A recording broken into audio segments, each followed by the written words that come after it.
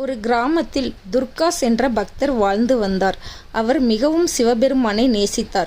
தினமும் சிவலிங்கத்திற்கு பூக்கள் சூட்டி பாலபிஷேகம் செய்து வழிபடுவார். ஒரு நாள் அவர் வழிபட்ட சிவலிங்கம் உடைந்து போனது. மிகவும் வருத்தமுற்ற துர்காஸ் தன் கண்ணீரை சிவலிங்கத்தின் மீது விட்டார். அவரது பக்தியைக் கண்ட சிவபெருமான் மகிழ்ந்து தோன்றி துர்காஸின் கண்ணீரில் இருந்து புதிய சிவலிங்கத்தை உருவாக்கினார். இதிலிருந்து நாம் என்ன கற்றுக்கொள்ளலாம்? பக்தியின் சக்தி. துர்காஸின் பக்தி எவ்வளவு சக்தி வாய்ந்தது என்பதை இந்த கதை உணர்த்துகிறது.